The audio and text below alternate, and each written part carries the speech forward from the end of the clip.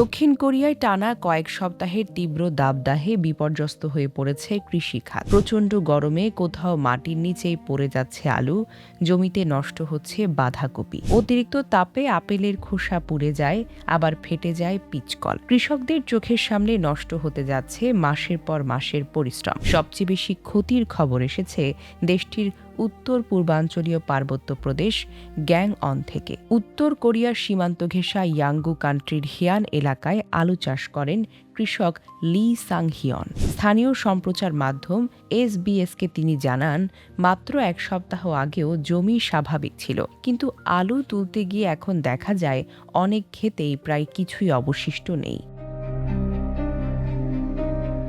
প্রায় ৪০ বছর ধরে কৃষিকাজ করেছেন লি সাং হিয়ন। তার দাবি, কৃষি জমিনে এমন পরিস্থিতি তিনি আগে কখনো দেখেননি। শুধু আলু নয়, প্রচণ্ড গরমে কাছাকাছি কয়েক বছর পিয়ং জমির বাঁধাকপিও নষ্ট হয়ে গেছে। ভালো দাম পাওয়ার আশায় কৃষকেরা ফসল তুলতে কিছুটা দেরি করে ফেলেছেন, কিন্তু ততদিনে তীব্র তাপদাহে জমিতে পচে যায় বাঁধাকপি। নষ্ট হওয়া এসব ফসলের সম্ভাব্য বাজার মূল্য কয়েক কোটি কোরিয়ান উন হতে পারে। ফলের বাগানেও দেখা যায় একই বিপর্যয়। অতিরিক্ত সূর্যের তাপে আপেলের খোসা পুড়ে বিবর্ণ হয়ে যায়। অনেক পিচকল অতিরিক্ত তাপে ফেটেও যায়। আপেল চাষি চন জং থে জানান, সেপ্টেম্বরের শেষের চুসক উৎসবের আগে আপেলগুলোতে স্বাভাবিকভাবে রং ধরার কথা, কিন্তু তীব্র গরমে ফলের বৃদ্ধি থমকে গেছে। শুধু সূর্যের দিকে থাকা লাল অংশটা লাল হচ্ছে। তাপমাত্রা আরও বাড়তে থাকলে সে অংশের রঙও বিবর্ণ হয়ে যাওয়ার আশঙ্কা করছেন কৃষকেরা। এরই মধ্যে দক্ষিণ পূর্বাঞ্চলীয় ইয়াংসানে তাপমাত্রা ৪২.৫ ডিগ্রি সেলসিয়াসে পৌঁছেছে।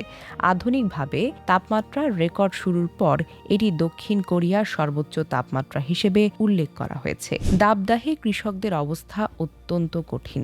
দিনের সবচেয়ে উত্তপ্ত সময়ে বাহিরে কাজ না করার সরকারি পরামর্শ থাকলেও ফসল বাঁচাতে মাঠে নামতে বাধ্য হচ্ছেন তারা, কারণ জমিতে ফসল রেখে দিলে তীব্র গরমেই তা নষ্ট হয়ে যায়। গবেষকরাও আগেই সতর্ক করেছিলেন, আলু তীব্র তাপমাত্রার প্রতি অত্যন্ত সংবেদনশীল। ২০২৪ সালে পটেটো রিসার্চ সাময়িকীতে প্রকাশিত এক গবেষণায় দক্ষিণ কোরিয়ার ভবিষ্যতে গ্রীষ্মকালীন আলু চাষ টিকিয়ে রাখতে তাপ সহনশীল জাত ব্যবহারে প্রয়োজনীয় কথা বলা হয়েছে। পাশাপাশি বসন্তকালীন আলু আরও আগে রোপণ করাকে সম্ভাব্য সমাধান হিসেবে উল্লেখ করা হয়েছে। তবে জলবায়ু পরিবর্তনের সঙ্গে সঙ্গে তাপপ্রবাহের তীব্রতা ও স্থায়িত্ব বাড়াতে থাকলে কৃষকদের জন্য সামনে আরও বড় চ্যালেঞ্জ অপেক্ষা করছে বলে আশঙ্কা করা হয়। দক্ষিণ কোরিয়ার মাঠে নষ্ট হওয়া আলু, বাঁধাকপি আর ফল যেন সেই ভবিষ্যৎ সংকটেরই সতর্কবার্তা।